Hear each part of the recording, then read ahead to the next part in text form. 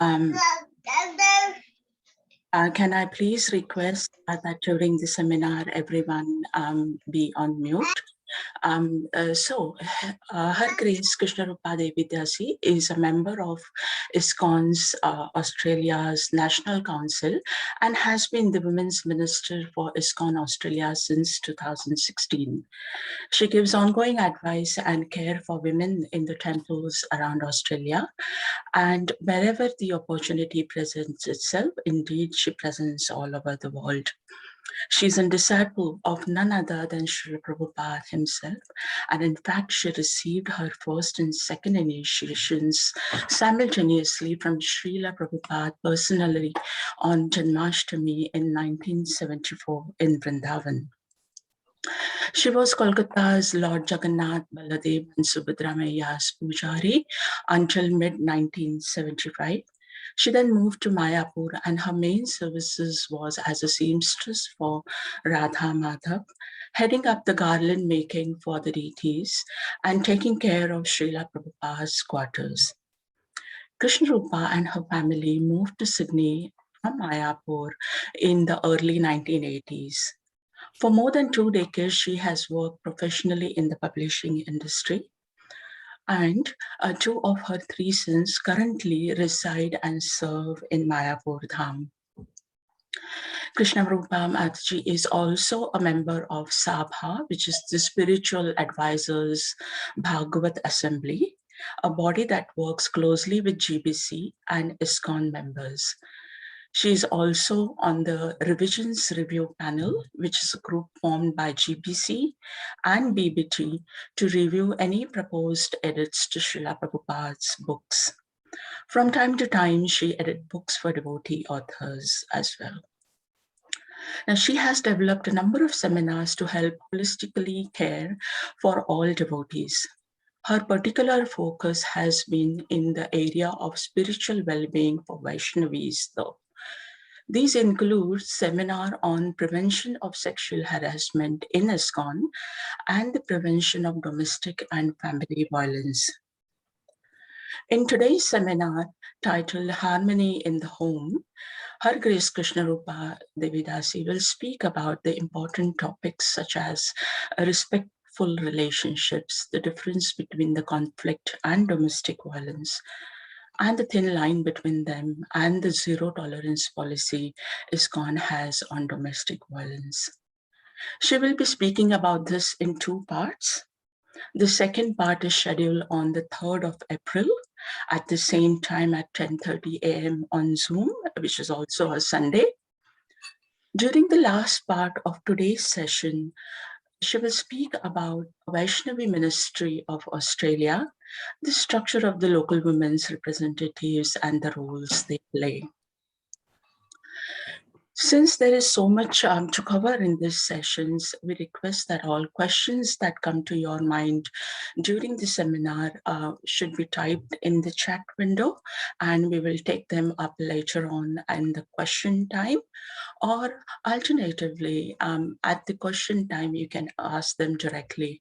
It's also possible to approach Mataji directly in case you have questions which you're not comfortable asking during this session today. So as such, some housekeeping rules. We'll be muting you during the seminar, and please also note that the meeting would be recorded from now onwards to enable publishing it onto the relevant social media for those who have missed out on attending today. With that, I request Her Grace Krishnarupa Prabhu to please start the seminar. Thank you. Hare Krishna. Jai, thank you so much, Mataji. That was a very lovely introduction. And when I hear that kind of introduction about myself, I think, oh no, this must be some other person. It can't be me. we are nothing, and Krishna is everything. So welcome very much to, warm welcome to Harmony in the Home. Education is so important for us. Well, education is important for everyone, but particularly devotees, we need to be educated about healthy relationships, about what is domestic and family violence, what is sexual harassment, etc. So I created this seminar to educate ourselves. It's not about pointing the finger at any particular people or genders. It's just to give us some information that might help us in helping other people, or it might help us to be aware of our own behaviors and modify them. And of course, domestic and family violence is very rife all over the world, in all ethnic, no matter what ethnic background you have, no matter what socio-economic status you have. It's not, confined to just, the lower economic bracket, not at all. And we can understand that by our research and by, information that's made available to us by statistics. So in this seminar, we'll cite some sastric verses to gain an overview of what the sastra and how the sastra encourages us about the importance of gentle behavior between devotees and specifically couples. We'll cover respect and equity. What does domestic violence look like? What are the legal ramifications? And the long-lasting effect that domestic and family violence has on the victims, including the children, and how to help victims of domestic violence. So in the next slide, you can see that this is kind of like the branding that I've developed. Free image, not my image, that love shouldn't hurt. And if we go on to slide 3, we can see that Prabhupada built a house for the whole world to live in. And behind him, you see a young Malati. Malati is on our GBC and has been for many years. And of course, she was one of the devotees that went to England and established Krishna consciousness there.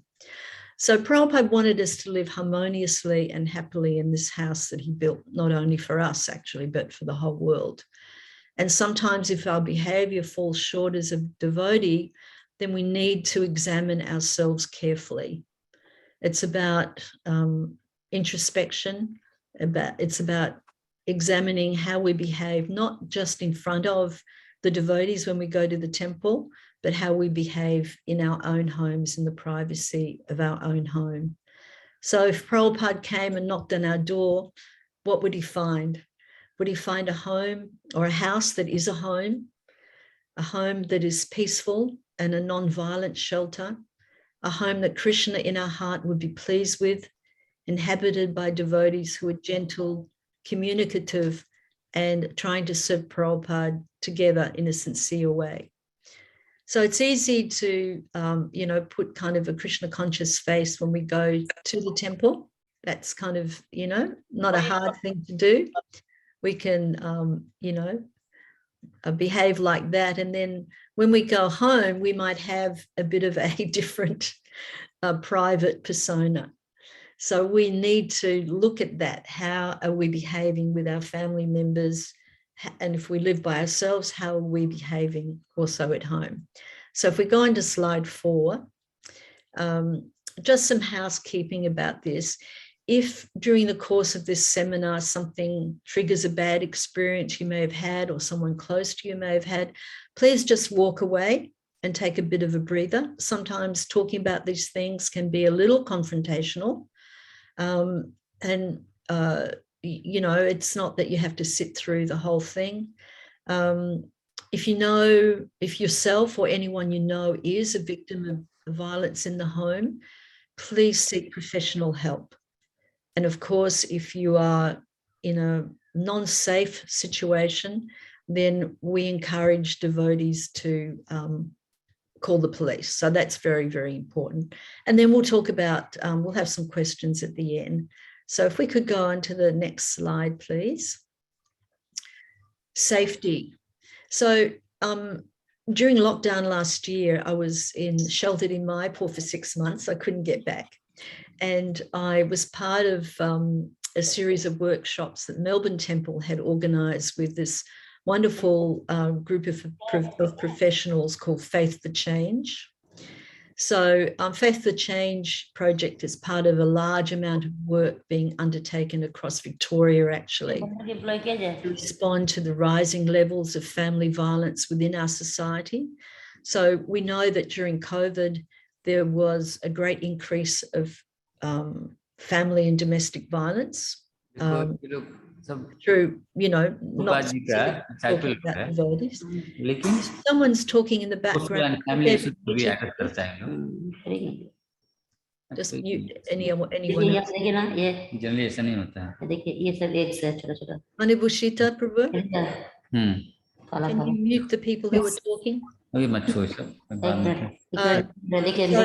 कुछ फायदा नहीं During COVID, नहाना just wait a minute until पहले दवाई और लगा के नहाना पड़ेगा अच्छा से. दवाई लगा के थोड़ा देर छोड़ी थी तो Thank you. It's been talking over other people. So during COVID, domestic and family violence was the increase.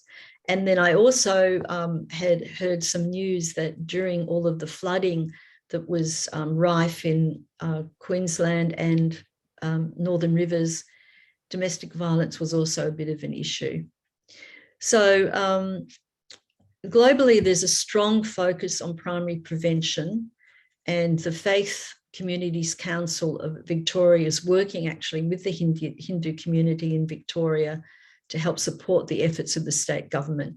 Other states are also very focused on the prevention of domestic and family violence, but I know that Victoria is, the state of Victoria is very, very proactive in this. So we want to feel safe, as the slide points out, we want to feel safe in our surroundings. We want to be able to peacefully go to our work and perform our service. And we want to feel safe practicing our faith, as well as being safe in our homes. So if you go on to the next slide, please. So this is a little bit of a sticky point. So it's not that men alone are perpetrators of domestic and family violence who use violence in the home. No, women can also be perpetrators of domestic abuse as well. It's just that statistically, the figures point to the fact that it is more a crime executed on the vulnerable, and women happen to be, in most cases, a little bit more vulnerable. So I don't mean to make men feel bad about this. It's just, these are the statistics that we're working on. So, for example, 1 in 6 Australian women and 1 in 16 men have been subjected since the age of 15 to physical and or sexual violence by a current or previous cohabitating partner. And this is from the Australian Bureau of Statistics in 2017. And, so it is a little bit skewed that way. And 75% of victims of domestic violence reported the perpetrator as a male, while 25% reported the perpetrator as females. So as a female. So, we shouldn't feel that, oh, it's only men that do this, but it's just a little bit predominantly the situation. So what do our scriptures say? We live our lives according to Gita, to Bhagavatam, to all of the Upanishads. And in the Manu Smriti, which is the laws of Manu in chapter 5, it states that a woman must be honored and adorned by their fathers, brothers, husbands, and brothers-in-law who desire their own welfare. Where women are honored, there the gods are pleased. But where they are not honored, no sacred rite yields rewards. Where the female relations live in grief, the family soon wholly perishes, but that family where they are not unhappy ever prospers. The houses on which female relations, not being duly honored, pronounce a curse, perish completely as if destroyed by magic. Hence, men who seek their own welfare should always honor women, and it says here specifically on holidays and festivals, with gifts of ornaments, clothes, and dainty food. In that family where the husband is pleased with his wife and the wife with her husband, happiness will assuredly be lasting. So we'll go into the next slide. And you can have a look at that slide. A man in devotional service is automatically non-violent. He is the best of gentlemen. The protection of women maintains the chastity of the society by which we can get a good generation for peace, tranquility, and progress of life. And the protection of children. Hare Krishna Prabhu, sorry to interrupt you. I think I must have missed the slide. Which are the slides? It is now slide 8. Is it marriage a sacred trust? No, it's Sastra Uvacha, the importance of protection.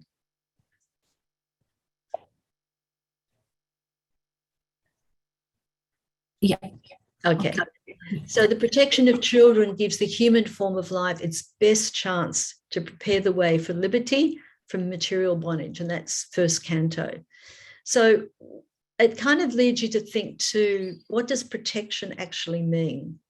The Sastra is talking about the protection of the vulnerable, of women, of children, etc. But does it mean the power to lord it over your dependents or the vulnerable?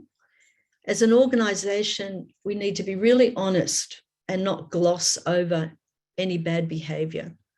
And transparency combating such anomalies shows integrity and strength.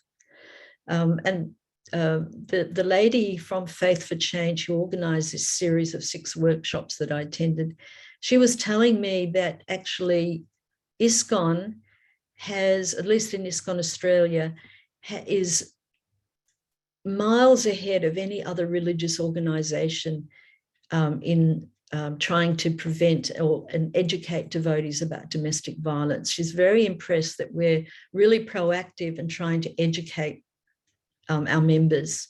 So that is actually the finest preaching tool, is that when people can see that we're facing things head on, we're not trying to, present this false picture of life in our society, but we're willing to do things like this, have seminars on the prevention of domestic and family violence. And really no sizable organisation, and we are an international organisation of many, many, many, many members. I don't know what the last head count is, but there would be a lot.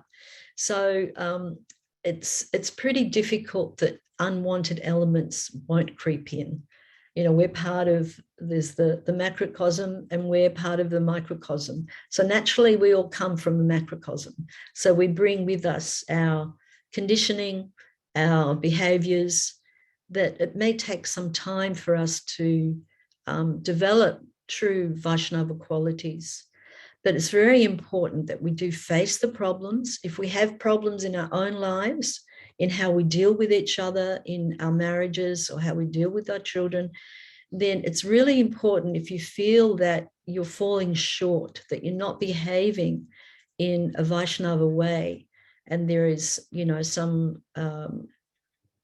some serious conflict in the marriage, don't be ashamed or embarrassed to reach out for professional help. It's really important. I know many devotees feel that, oh, look, I don't want to go to a non-devotee counsellor. They don't understand our lifestyle. Well, we have many devotee counsellors. Karuna Care is run by devotees. We have Grihasta Vision. And then we have other devotees who specialise in situations where violence is used in the home. So don't gloss over things. Be really honest with yourselves. And if you find that, okay, I might be a person who uses violence in the home to one degree or the other, be brave and decide, okay, I'm going to fix this problem. How do I fix it? It's very, very important.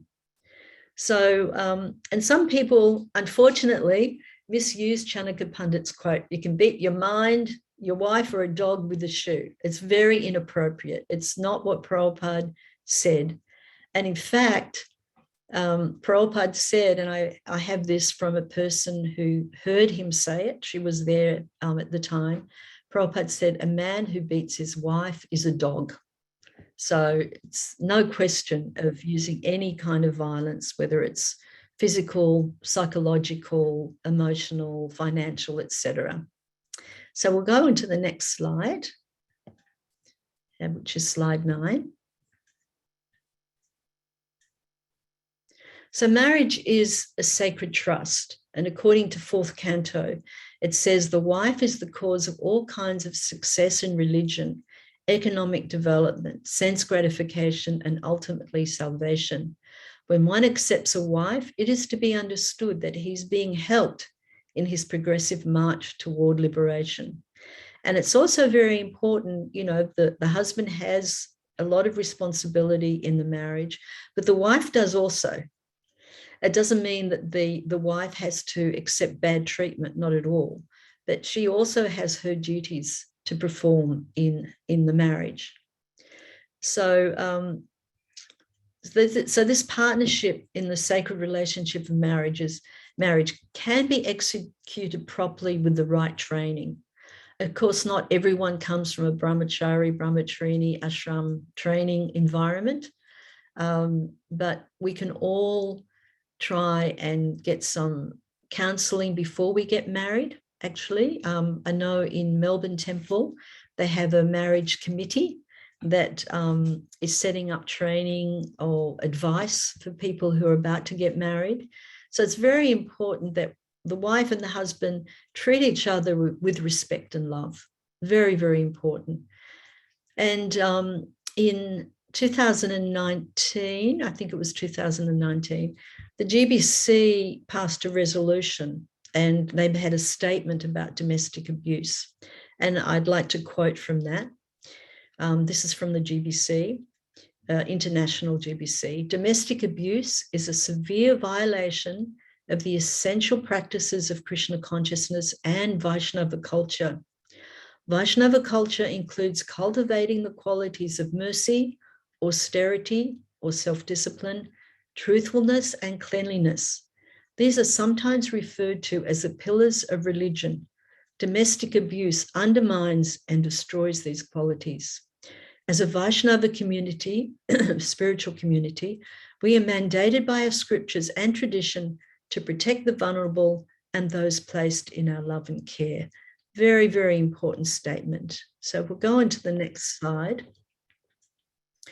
In the 4th canto, it points out that no matter how low a person may be, however unqualified a person may be, he's never unkind to his children, his wife, and nearest kin. And it states that even a tiger is kind to its cubs. For within the animal kingdom, cubs are treated very, very nicely. So it's really important. And, you know I'm focusing on the men here, but it's also very important for the women to also have that mood of and take responsibility too. So if we go into the next slide, we can see here what Prabhupada said about women. They're not ordinary women. They're Vaishnavas, and by their association, one becomes a Vaishnava. So sometimes you wonder, and when I hear of different cases of domestic and family violence, I often wonder how that came about. How did it develop? And it never develops all at once. It's always incrementally. And often a person who uses violence in the home, either men or women, they will incrementally test the waters and see how much control they can have.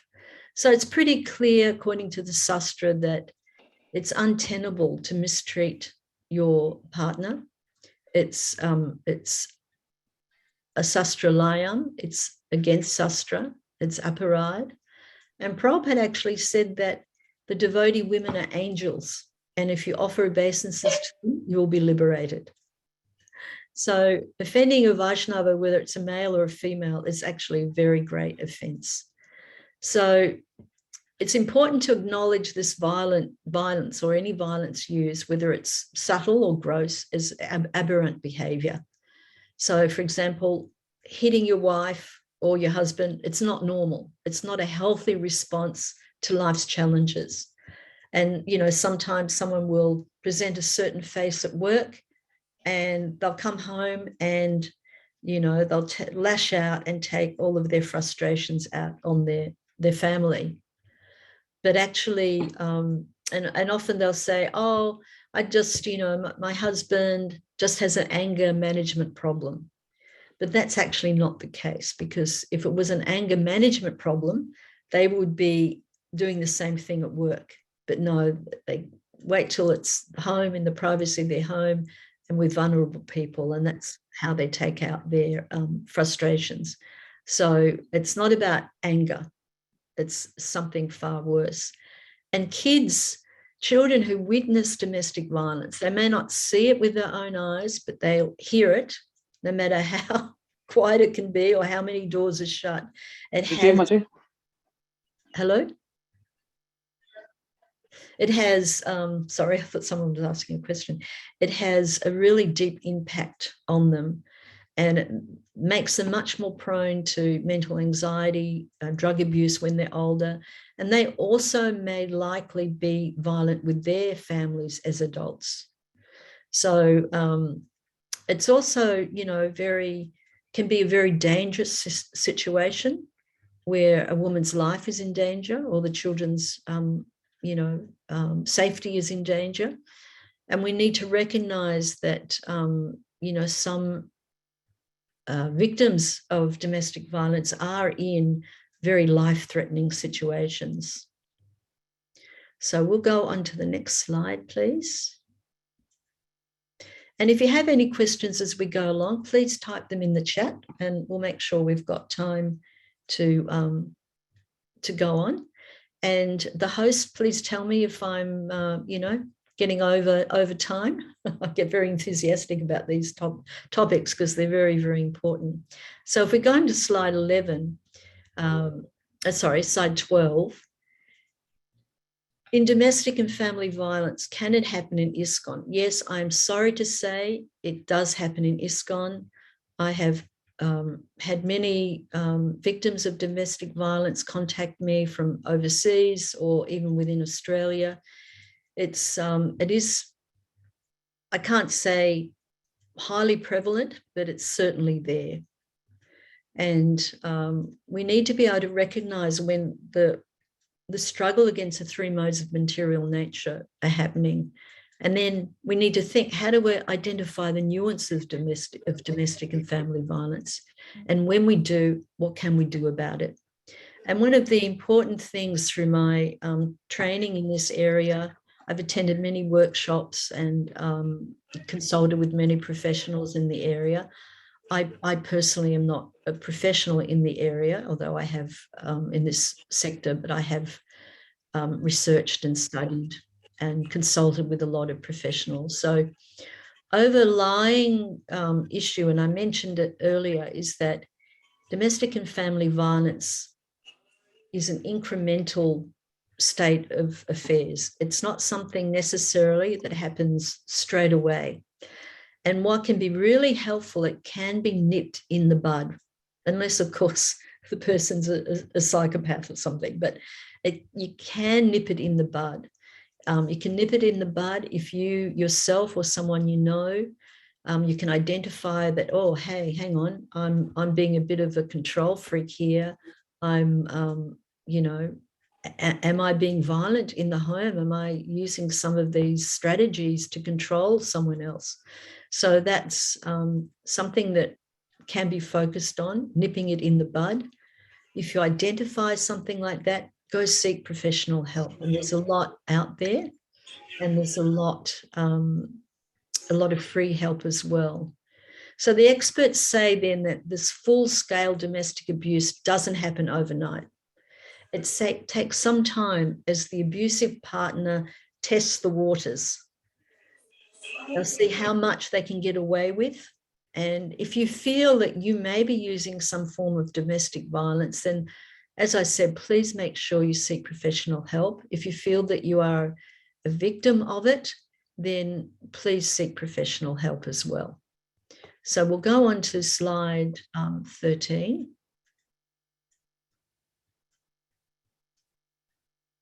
And we read here a very nice quote about the wife being dependent on the husband. And if the husband is a Vaishnava, then naturally she shares the devotional service of the husband because she renders him service. This reciprocation of service and love between husband and wife is the ideal of a householder's life. So, you know, it's about a reciprocation of service and love. It's not about an imbalance of power and control. That dependency on the husband doesn't mean that the wife is a slave. It's about a partnership. It's about, you know, that's from chapter 23, verse 1. And in verse 2, in the purport, Prabhupada states that the husband is a very intimate friend. So it's really, really important. But also in that purport, interestingly enough, Prabhupada says that if the husband does something wrong, the wife must tolerate it. It says, quoting here, a person becomes agitated by so many material contacts in the outside world. Therefore, in his home life, he must be treated by his wife with sweet words. But that is not an excuse for any kind of violent behavior. So when you read that or listen to that sentence, do you think that Prabhupada meant that the wife must tolerate the use of violence in the home? No, he's referring to perhaps a cranky husband, not a violent one, or a cranky partner, not a violent one. So we'll go into the next slide. And then, you know, Prabhupada talks here about offending the Vaishnavas.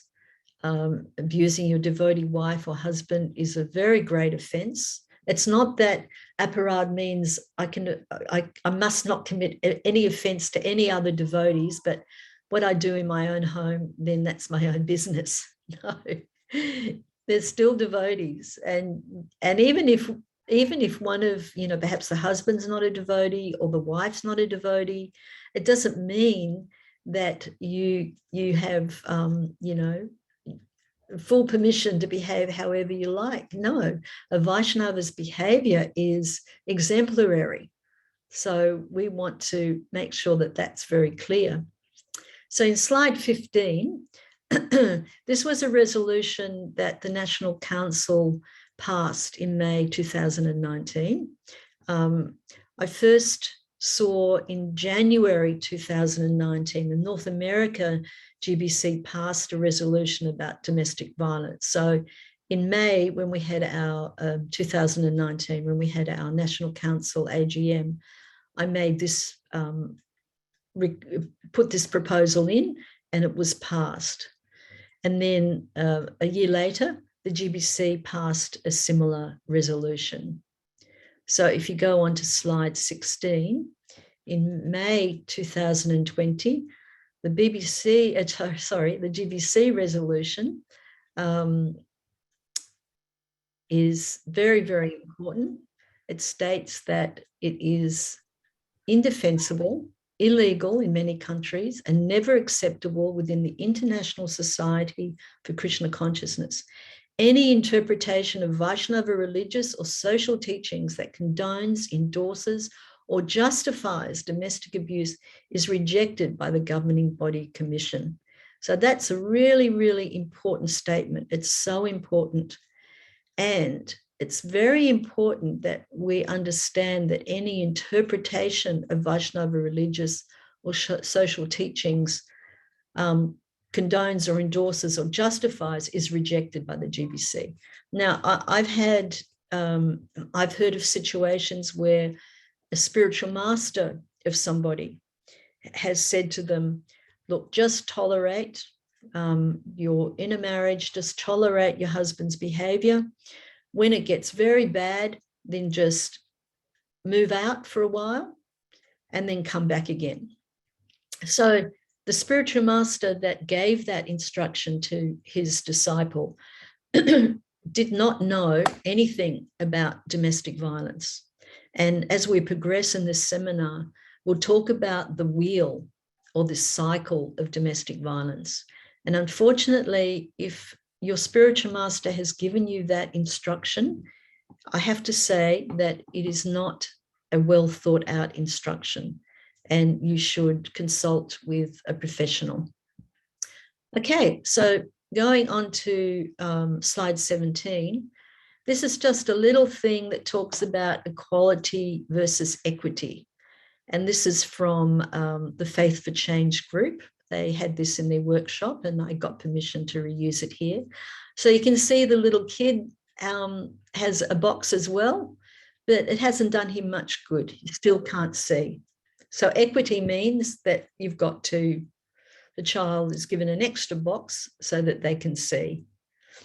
And then you have the similar a diagram below that talks about equality and equity. So equality is a state of being equal, correspondence in quality, degree, value, rank, or ability. And equity is sometimes referred to as the equity of Solomon, and it's the quality of being fair and impartial. So if we go into the next slide, we can have a little look and you can see, well, what does respect and equity look like? So respect means that you're respected for who you are. Equity means that you're treated the same as anyone else. You're respected for expressing your opinion. But equity means having the same chance to express your opinion. You're respected for your ability. Equity means having the same access to gain experience. And then respect means respected for your contribution. But equity means having your contribution count as much as anyone else's. And I thought that was very, very important to help us understand this balance and respect in a marriage. So in the next slide, slide 19, okay, I was a married woman, and I'm sure I sometimes shouted at my husband. And, you know, I'm sure sometimes in a marriage we might yell at each other. But is that conflict in a marriage or is it domestic abuse? Well, it depends on the violence of it or the frequency of it, and I guess what's yelled. If the yelling, you know, is something that has happened very, very, very rarely, might happen like once in a blue moon, and it's not accompanied by punching of walls or punching of doors, then okay, in a marriage we always get, you know, often get a little bit of out of sorts, and we can, you know, sometimes, you know, raise our voice, but it shouldn't be that we're making someone afraid. So if you go on to the next slide, number 20, conflict is not always violence. It's often a difference of opinion or thought. And resolving conflicts, we can do that by debate, you know, calm discussion, collaboration with each other, and understanding. And these are the hallmarks of healthy and safe relationships or communities. But if you are having a conflict in your marriage, please seek some help. And there are very excellent marriage counselors. Don't let it get worse. You know, if it gets worse, then it can cause breakup in the marriage, or worst case scenario, then there might be some domestic violence. So let's get into the nitty gritty. So in slide 21, domestic and family violence happens when one person in a relationship uses violence or abuse to control the other person. And amongst other things, that can include harassment, intimidation, and belittling, you know, gaslighting someone. These are very common terms these days as we get more and more educated about domestic and family violence, or D and FV. And in time, it forms a pattern of intentional coercive behaviours. And it's used by one partner to gain or maintain control over the other partner by using repeated abuse. So if you yell at your wife once or you yell at your husband once, that's not domestic violence. If it's a consistent pattern and it exacerbates, becomes, you know, more and more increasing, it can be considered a form of domestic abuse. And it's not because the person engendering the violence has an anger management problem. And I mentioned that just a few minutes ago. And of course, you know, it's important to evaluate your relationship always. That's how you grow a healthy marriage. I'm not advocating divorce by any means, but I am advocating human rights. And if someone is in a terrible situation, how can they stay in that? How can they stay? So also please note the term repeated as defined in law. That's an important factor. And research evidences that perpetrators consider domestic and family violence to be gross physical violence, hitting, pushing, punching, choking, whatever. However, all kinds of domestic and family violence, emotional, psychological, financial, etc., that's against the law, and it will be treated so by the law. So, for example, if someone using abuse smashes their own mobile phone to the ground, right? It is like saying, okay, I'm smashing my mobile phone to the ground now, but watch out, you might be next. I might smash you to the ground. So that's using the violence. You know, you're standing there, and in a fit of violence, your partner comes up to you and punches the wall next to you or the door next to you.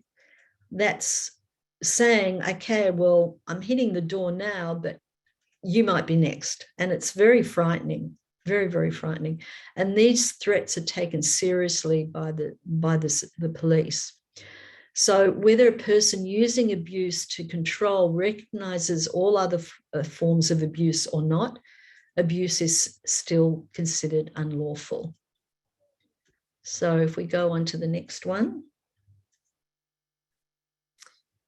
So who can be legally protected? It occurs in a relationship extending beyond spouses. It can be the elderly. There is elderly abuse as well. It can include, you know, someone you're caring for, parents-in-law, very, very, and of course extends to, you know, non-traditional relationships, you know, like same-sex partners. It's all across the board. Even a carer that's regularly caring for you, but not paid for their services, that can be, abuse can take place there. So family violence, it's a broader term than domestic violence, as it refers not only to violence between intimate partners, but between family members. So it's quite encompassing. It's very, very important. And step parents, children, of course, siblings, they're all covered under the legislation. And it's interesting, in Victoria, the state of Victoria has now included a new type of abuse in the domestic and family violence wheel. And that is excluding someone from the decision-making. So that's not in all states, but it is in Victoria. So if a partner, a husband or a wife, they don't include their partner in any of the decision-making, you know, no, I'm not entertaining any discussion with you about our finances. I'm making all the decisions. You don't know how to make a decision. I'm making the decision. That's included as a, considered now as a type of abuse. So, you know, we need to be a little kind of woken up to that as well. And research shows that domestic abuse has occurred throughout history. It's not just a recent phenomenon. And it cuts across, as I said before, against socioeconomic status, education, gender, sexual orientation, race, religion, and any other category. It's not that because we're devotees of Krishna, nothing like that ever happens.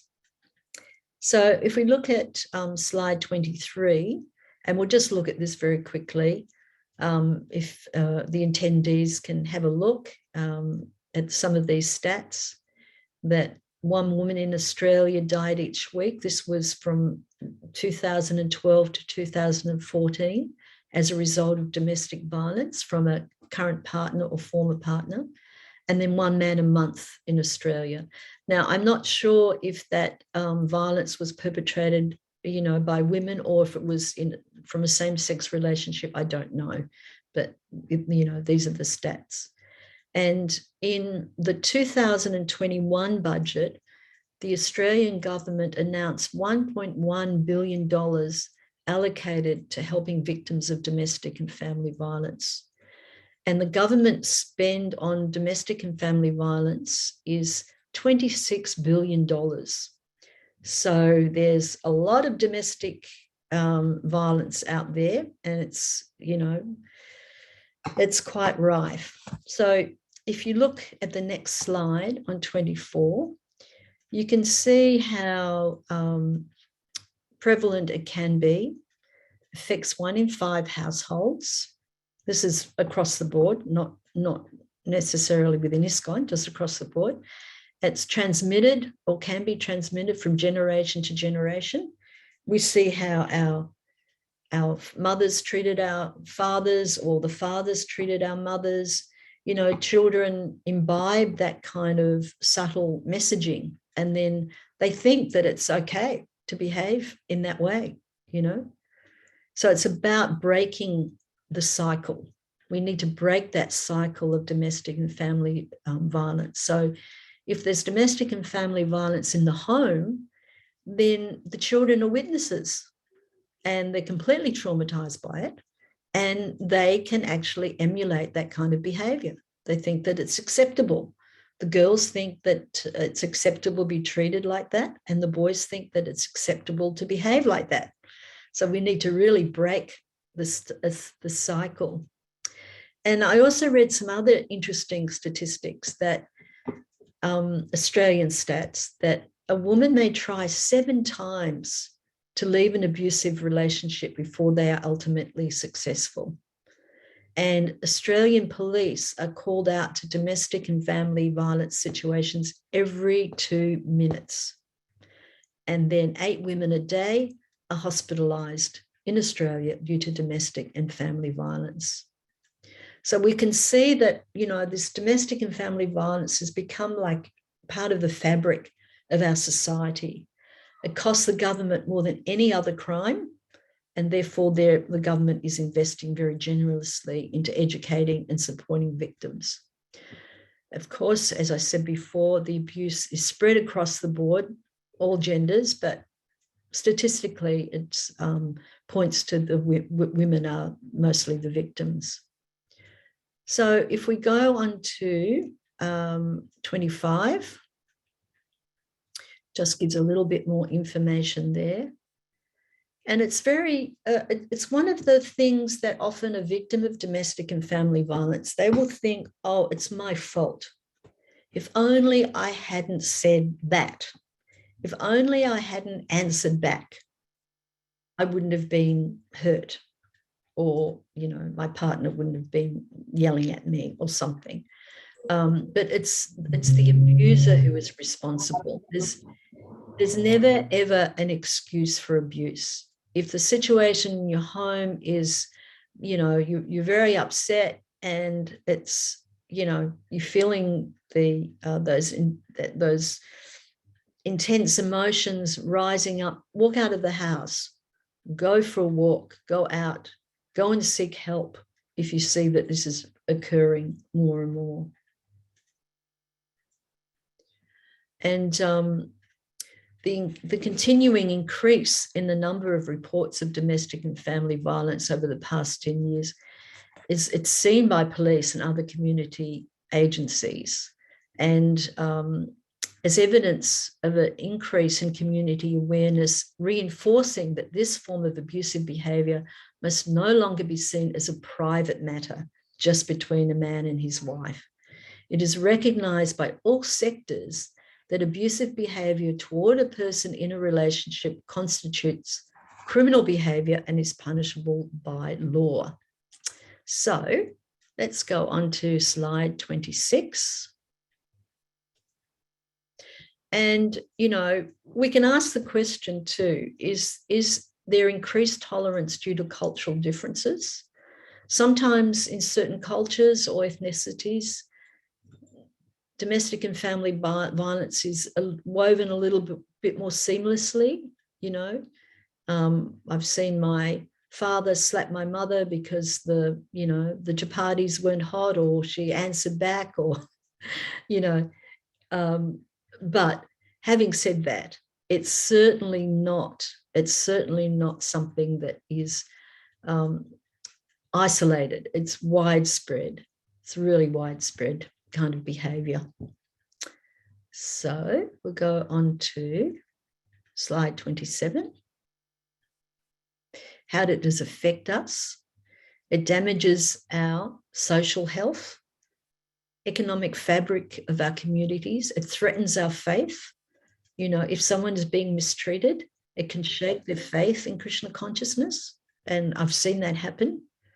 And it creates, as I said before, dysfunctional patterns for future generations. And that information came from Dr. Hegarty, who's a professor of family violence and prevention at the University of Melbourne. So we'll go on to slide 28.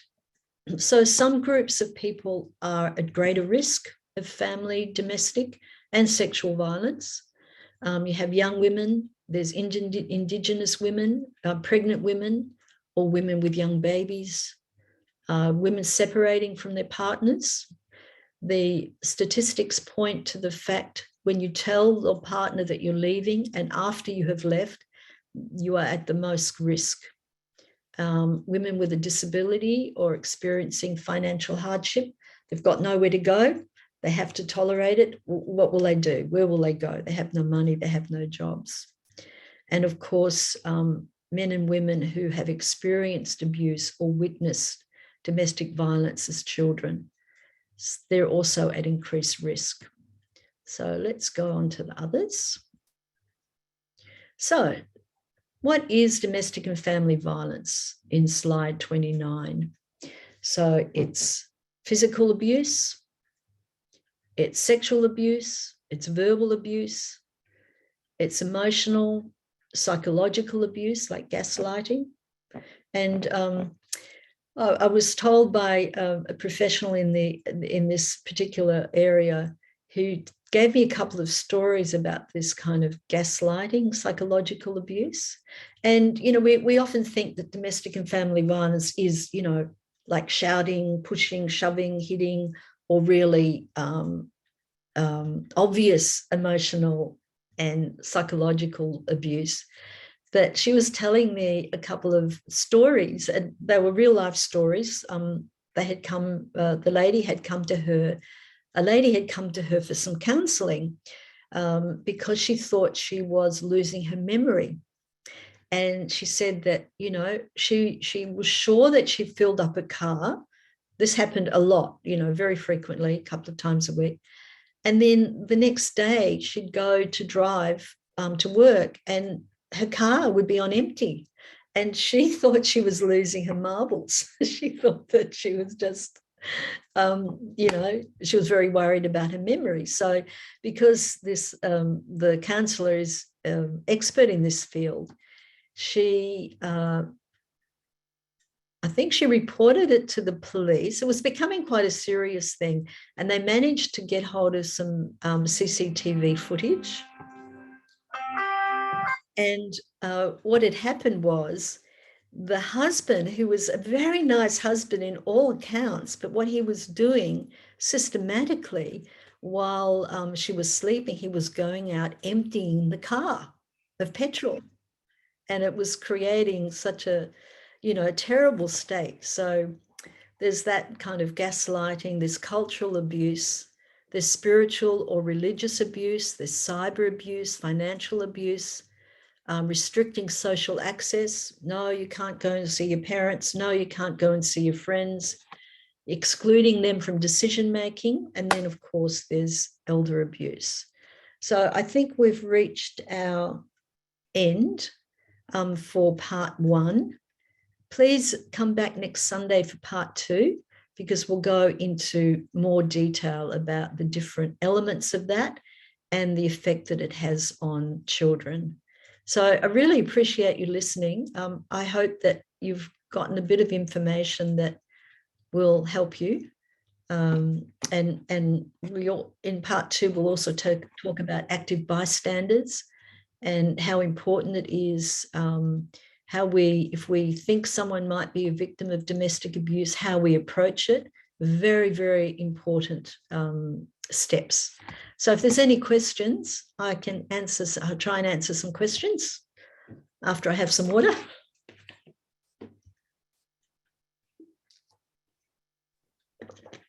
Just one thing, Mother.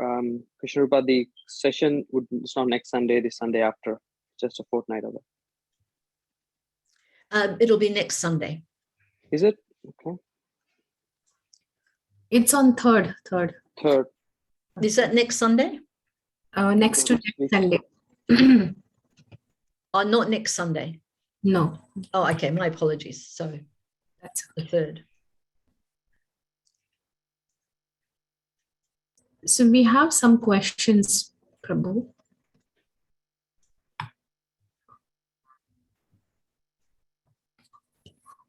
Mataji is questioning how I can associate with you and this organization, please, and as a volunteer, help ladies suffering from domestic violence. Sorry, I didn't quite understand the question. How can she? How can she And help? Thank you, Neha. That's a really good question. We don't often get reported cases of domestic violence, but I know that there is cases of domestic and family violence. But in terms of helping, associating with us, we have our local women's representatives. I don't know if you're from Sydney, Neha, but we have 5 local women's representatives, and I'll introduce them shortly. And yes, certainly, we always need help. You can contact me directly. My details can be provided to you, and we can have a chat. But yes, Krishna consciousness is a very joyful and wonderful spiritual experience. But we also understand, we're not deluded. We understand that there are certain social issues that also kind of creep into our society. And it's seminars like this, it's people who are trying to break any cycle of abuse. They play a very important role in Krishna consciousness. Any other questions? Yes, Prabhu. Should I stop sharing the screen first? Yes, please. You can stop sharing now. Sure. So just tell me, what slide did we get up to, by the way? 29. Thank you. So Bhava Mataji is, I think she's commenting, okay, Prabhupada might have meant toleration of frustration of the husband. I personally feel women can be very nagging at home, which can further frustrate the husband. I introspectively felt I was, and I did agitate him. Thanks to our Lord, he made me realize what I was doing and have been working on not being naggy. Very, very good point, Bhava. It's good that you were introspective and you could see. Of course, if there was physical violence, then just being a bit of a nag is not a reason for violence to be used against you. I'm not saying that was your case at all, Bhava, but we, as I mentioned in the seminar, that we also have to be looking at our behavior. And, when the husband comes home, of course, these days, the wives are often working as well as the husband. So it's very important that there's that cooperation. I believe in fair distribution of chores. If both husband and wife are working, it's not that the wife works 8-10 hours a day, comes home, and then she has to work another 5 hours. But what I've observed is, especially in the younger devotee families, the husbands and the wives really they share things. They share the looking after the children. They share the chores, which I really admire. I think it's very important. So, but yes, no one wants to come home to a nagging person. So we need to work out how we can get our point over, how we can, you're nagging for a reason. You're fulfilling, you may be frustrated. They haven't emptied the bins, or they haven't done this, or haven't they done that. But you need to have that reasonable discussion, but don't have the discussion when you're angry. Just put it for a time where, you're peaceful, you're both peaceful, and it's a bit quiet, and say, look, I'd really like to communicate something to you. I feel frustrated when, this happens and that happens, and then I get a bit, naggy about it. Is there any way that we can work together so there's peace and harmony in the home? And it is possible, for sure.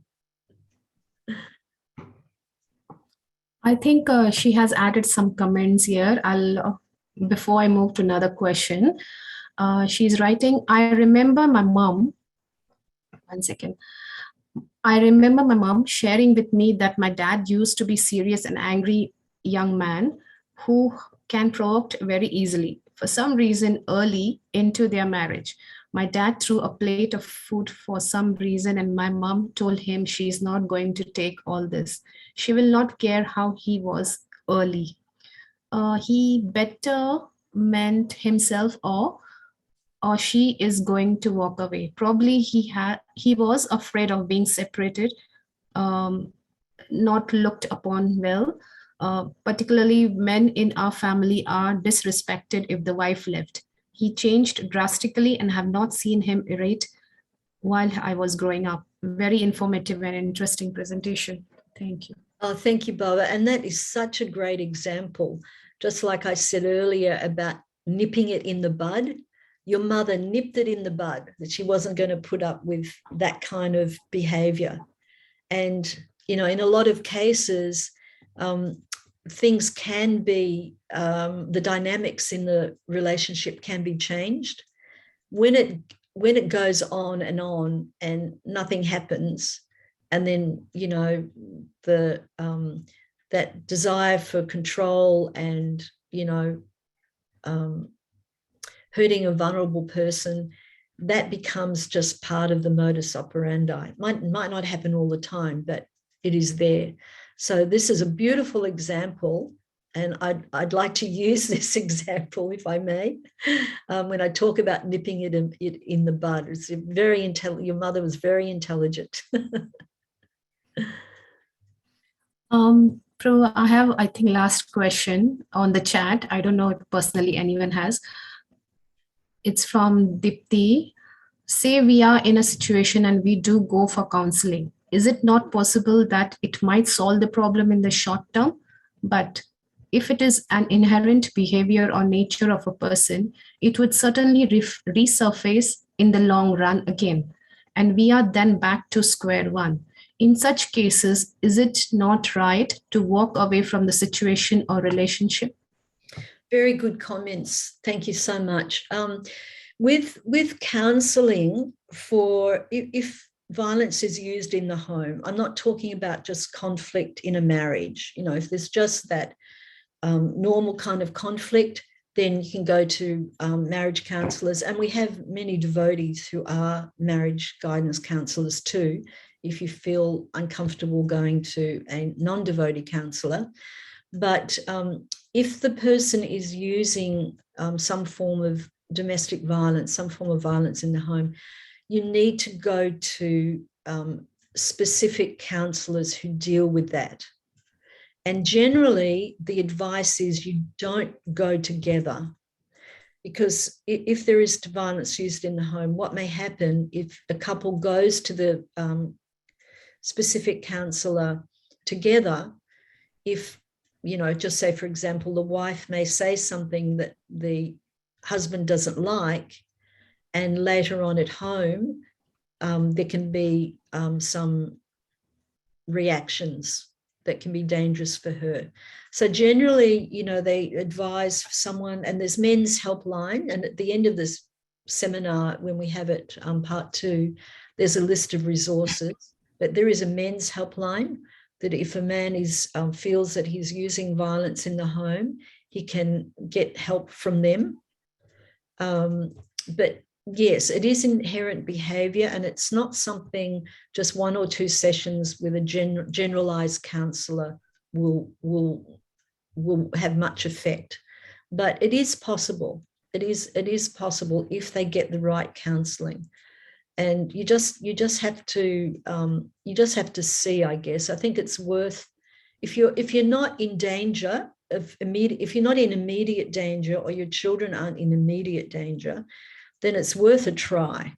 But you have to search out the right people. You know, ring 1-800-RESPECT, ring Lifeline, get some advice from there that we'd like to, you know, my partner wants to get some counseling because he's using violence in the home. They can direct you, I believe. But if you've tried everything and it's not working, you are not wrong to walk away from the situation. You know, we're not, marriage, of course, is sacred. Divorce is something we want to avoid as much as we possibly can. But it doesn't mean that a person and their children has to suffer. Some ladies I know who have suffered for 12, 13, 14, 15 years, very violent abuse before they've finally had enough. That's not our Krishna conscious philosophy. So I hope that helps, Dave. Yes. She's saying, thank you, Mataji. I'm speaking from experience, and I can say for sure that both me and my son are in the better place, even since I chose to walk out. sorry, Mataji. It's typo. I meant ever since I chose to walk out. So Okay, that's okay. Yes. Sorry, Mataji. Yes. Sometimes that's the only choice that you have, you know. But you should know, no one, you know, everyone has a right to practice their Krishna consciousness in a safe and happy environment. And, you know, it doesn't, if you've tried everything, then, and nothing's working, what option do you have? You can't tolerate that kind of brutality, any kind of brutality. And we know that has a big effect on kids. And then I can see from Baba, how do we know who are devotee counselors? We have Karuna Care. We have, I have a god sister of mine is very expert. She works professionally in the arena of domestic and family violence. And she's very kindly offered to help any devotee in Australia who is a victim of domestic and family violence. So if you would like to contact me privately, I can talk to you about those options. She's very, very, very, very experienced, many, many years experience, wonderful disciple of Srila Prabhupada's, of course, but also very expert in that area. And she's offered her services, so she can help. Prabhu, there's one more question from Nityananda Pran Prabhu. In a domestic violence case, it is mostly the control freak who wants to micromanage. They never introspect their actions. On the other hand, the partner doesn't want to create any issue with kids and wider family. How do we make people of those controlling nature understand their mistake? Yes, well, we all have, to a certain degree, we have a bit of that control freak in all of us. We like things to go our own way. But it depends, I think, Nityananda Pran, to what degree of control that is and what methods are used to exact that control or get that control. And for someone who thinks that they're in control, they really have they're under a lot of illusions, because we know that we are only, certainly not the supreme controllers. We can't control anything. We can't even control, what's going to happen to us, let alone tomorrow, the next minute. So yes, it's a point of figuring out what that control is like. And if part of the active bystander thing, if you see a person, a friend of yours, a devotee friend of yours or whatever, being a little bit of a control freak, then it very cautiously, in a very diplomatic way and not in front of anyone, you can just mention, hey, Prabhu, I think this kind of behavior is a little bit outrageous. But as I said, it's a case by case kind of basis. You have to be cautious. You don't know how, and very often it's the people whom you would be knocked over with a feather that they were perpetrators of violence in the home. They appear to be such nice devotees, behave so sweetly, but in the privacy of their own home, it's a different story. So anything else?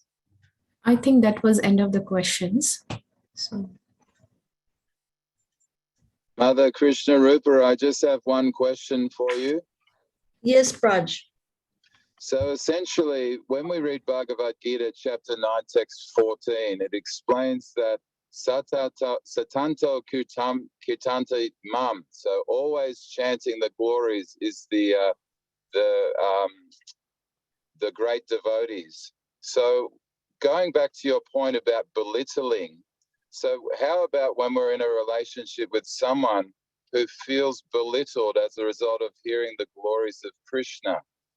So how do we deal with that situation if we are indeed belittling someone by making a comparison to Krishna? Thank you, Braj. That's a really interesting question. I think there's a big difference between being belittled and humbled. So when we read about the glories of the Lord, it's not that, we understand that we're minute particle of Krishna's qualities, but our quantity is minuscule. So that's not belittling, that's just being humbled by. Belittling has a whole different thing that, you'll never, if the Sastra said to us, you'll never reach perfection, you're always going to be a tortured, conditioned soul, there's no hope for you, you're a worthless sack of mucus, pus, blood and bile, then that would be belittling. But the Sastra is telling us that this is the glories of God, the glories of Krishna. You are his part and parcel. You possess all of those qualities, but in minute quantity.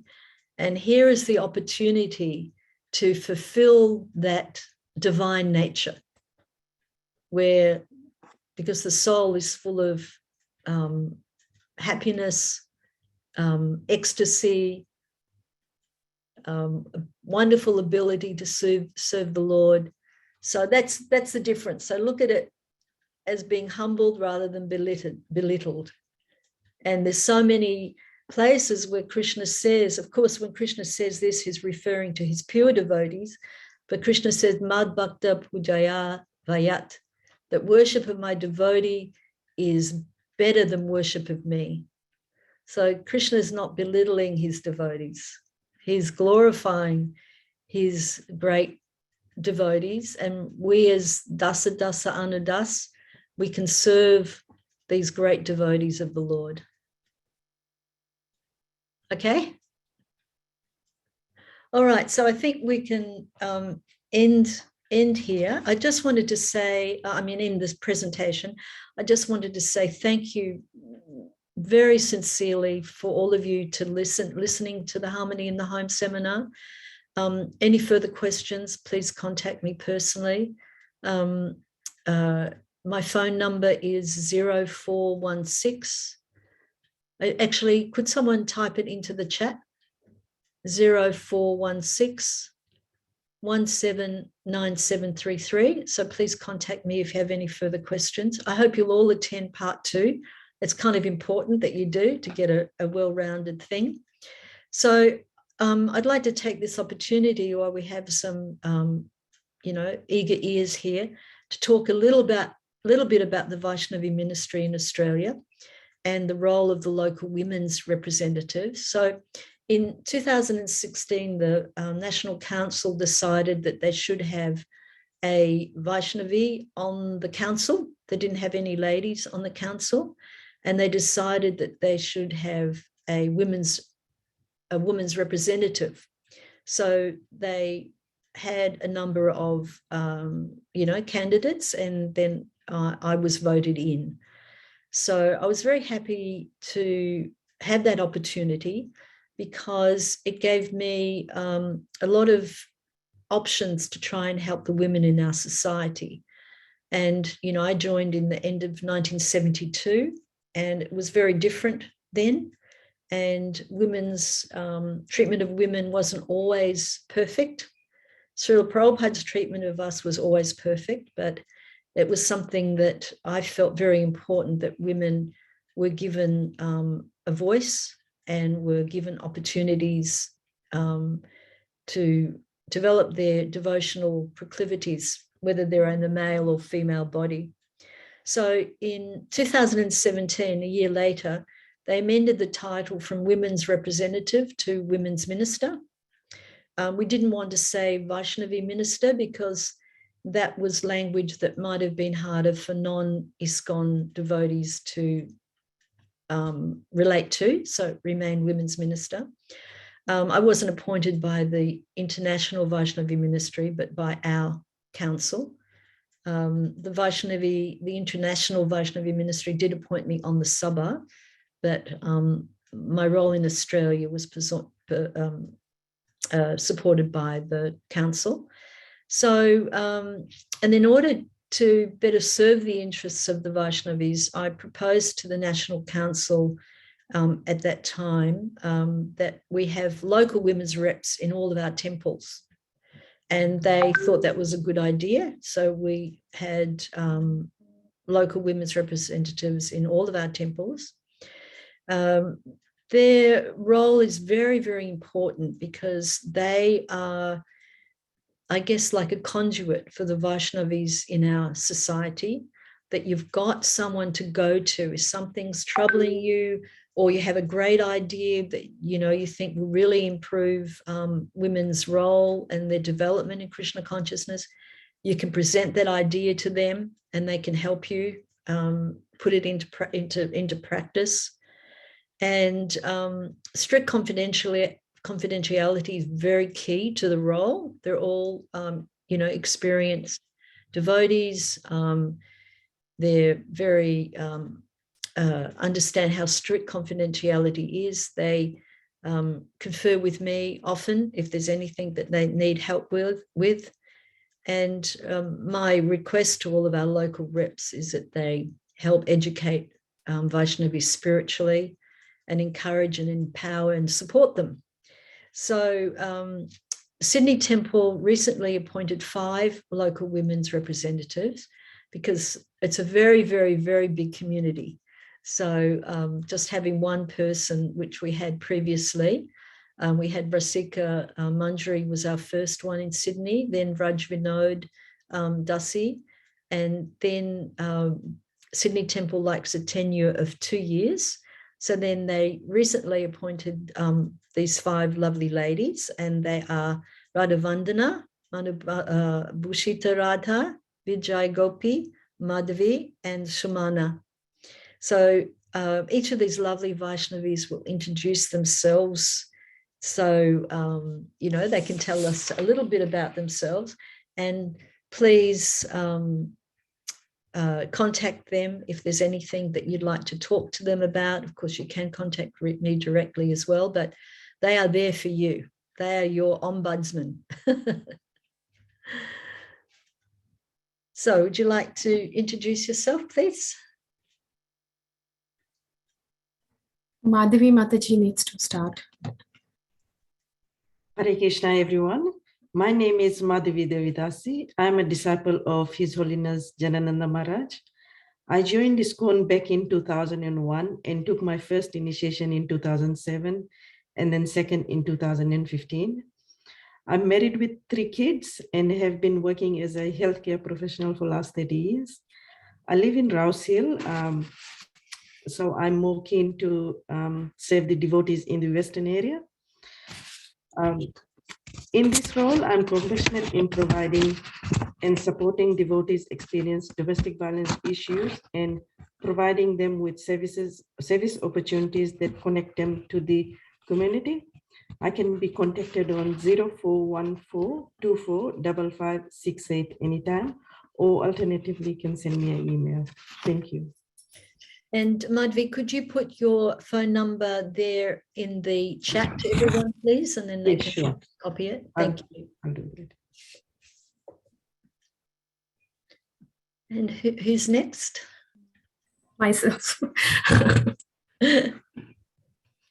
My name is Minibhushita Radha Devidasi. I'm a Diksha disciple of His Holiness Jayapataka Swami. I came into Krishna consciousness in 2009, 2010. I used to attend home programs of Ghanshyam Govind Prabhu. And then I met my Guru Maharaj in 2010-11. I got initiated in 2013, December. And my family is Krishna conscious. I have 2 boys, and my Prabhu is initiated through Radhanath Maharaj. And my 2 boys are born and brought up in Krishna consciousness. The services I hold today is I'm a Sunday school teacher, first of all, and I just got this service 2 months back as woman representative. What I want to achieve is like self-satisfaction and pleasing my Guru Maharaj and Radha Gopinath to serve other Vaishnavis, any help, any domestic violence problems or any issues with the sadhana or anything. So that's what I'm aiming for. And my contact number is 0401-317-757. You can call me or message me, or you can just send a email address. There's an email address, Vaishnavi's email address. You can send the email. But if it's urgent, you can just contact me. Thank you. Hare Krishna. Thank you so much. And please put that into the chat as well. So the next is me. My name is Radha Vandana Devidasi. I am Prabhash Krishna Prabhu's wife, and we live in Bankstown in South Sydney. I'm an initiated disciple of His Holiness Bhakti Charu Swami Maharaj. I have been associated with the ISKCON since the last 20 plus years, with the last 15 years being in the service of Shri Radha Gopinath here in Sydney.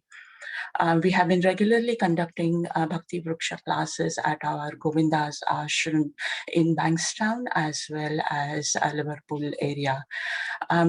More recently, around 2016, we had focused on weekly Bhakti Vriksha programs and monthly hall programs in the Kogra area in South Sydney.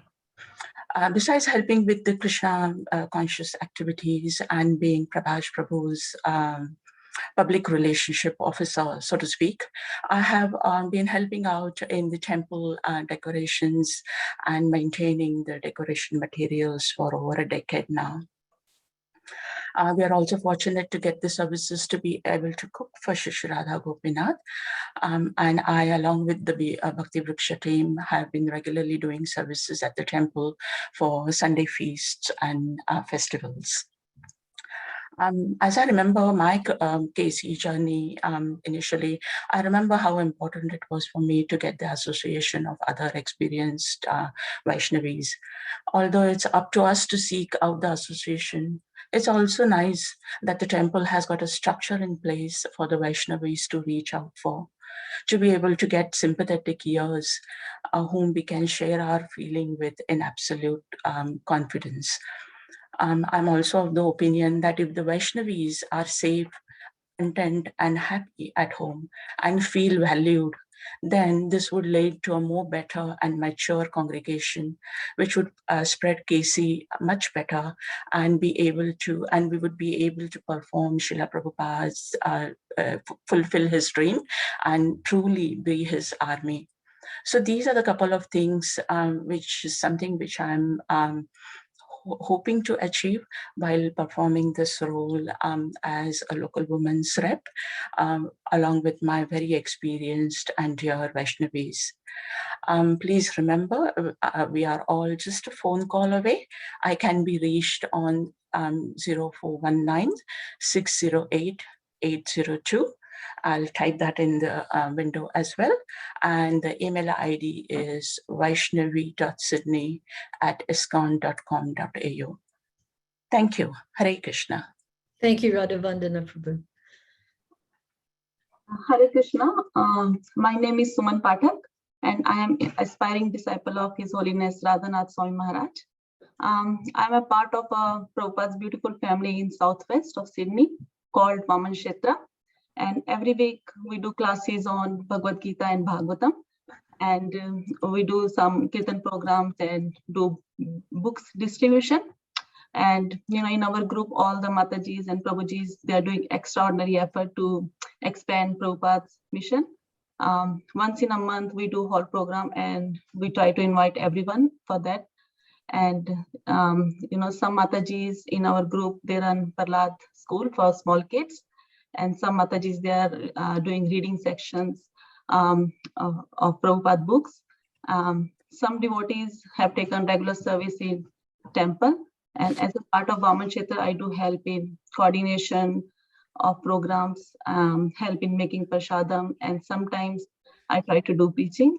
And I'm very fortunate and happy to be part of Prabhupada's family. As Prabhupada's family, we have our aim to make a nice center in southwest of Sydney and also help Shri Radha Gopinath temple as much as we can. I am always ready to help in any way. My number is 0412 111 402. Thank you and Hare Krishna. Hare Krishna, Shuman. Hare Krishna, dear devotees. I am Vijay Gopi Devi Dasi. I am the disciple of His Holiness Radhanath Swami Maharaj. And I am in Krishna conscious since 2010. And my small family, my husband is Rasananda Gopal Das, my son is Jagannath Gopal Das, and my daughter-in-law is Anita. And I have been taking up some services in the temple like cooking, and then we do run Bhakti Riksha since 2011. And so these Bhakti Riksha members are part of our extended family. And as Mother Krishnarupa mentioned that Krishna conscious is a joyful spiritual experience, and by Radha Gopinath's mercy, I did have the same experience. Krishna conscious moment is such a joyful experience. And as Prabhupada said, like chant and be happy. So in ISKCON Sydney, there is a lot of grahasthas who serve Radha Gopinath apart from their own family commitment. And I want to achieve in this role as a Vaisnava representative, I mean women's representative, I want to feel each and every Vaishnavi to have the same experience how I had in Krishna conscious. Like I could quote that, nectar of instruction, the fourth sloka, it says, the 6 symptoms of love shared by one another devotee. So similarly, this chant and be happy and be a joyful experience in Krishna conscious is possible if each and every one of us are compassionate to each other. And I could see like we have many Vaishnavis who have got so many talents, and I would like to bring up all these talents and encourage them to serve in one way or the other to each and every devotee. And I can say that I can give my helping hand, or at least I can give ears to someone who are in need and lend my shoulders to lean on and provide support for someone who are in distress. So I would thank Krishnarupa Prabhu and all the committee members and the temple management to give me this opportunity to serve you all, and looking forward to serve you all. And my phone number is 0402 352 952. Thank you. And please key that in the chat before we end the meeting, Vijay Gopi. So thank you very much, everyone, for listening. Special thanks to the 5 local women's representatives. I think they will bring wonderful things to our organization, and you know, they've been absolutely fantastic, and it's a very great pleasure for me to be able to work with them, serve with them. So thank you so much, everybody. We can end the meeting now, the seminar now, and look forward to seeing you for part 2. Jai. Hare Krishna. Hare Krishna. Hare Krishna. Thank you.